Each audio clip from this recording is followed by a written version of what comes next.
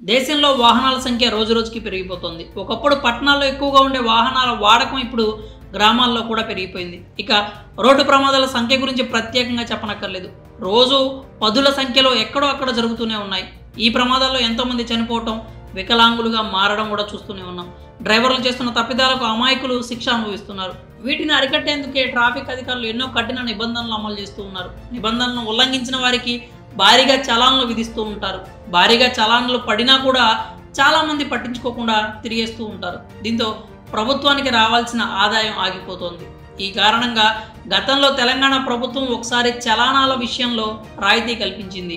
తాజాగా మరోసారి కూడా అదే తరహాలో రాయితీని ప్రకటించింది. అయితే కొంతమంది చలాన్లు కట్టకుండా పెండింగ్లో ఉంచుతున్నారు. ట్రాఫిక్ పోలీసులు తనిఖీలు నిర్వహించి సదరు వాహనంపై ఉన్న పెండింగ్ చలాన్లు వసూలు చేయడం జరుగుతోంది.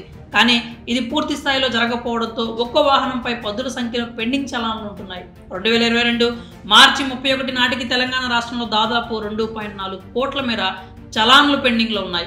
ఈ క్రమంలోనే ప్రభుత్వం ఒక ఆలోచనకు వచ్చి పెండింగ్ చలాన్లకు భారీ రాయితీ కల్పించింది.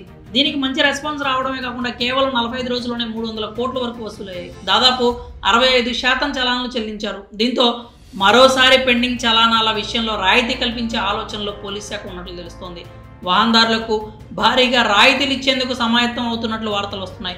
గతేడాది రాయితీ ప్రకటించడంతో ఏకంగా 300 కోట్ల వరకు చలానా రుసుము వసూలైంది.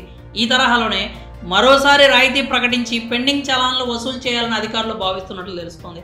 హైదరాబాద్ పరిధిలో 3 కమిషనరేట్లతో పాటు రాష్ట్రంలోని ఇతర కమిషనరేట్లు, జిల్లా స్థాయి, పట్టణాల స్థాయిలో ట్రాఫిక్ రూల్స్ అతిక్రమించిన వారికి చలాన్లు విధిస్తున్నారు.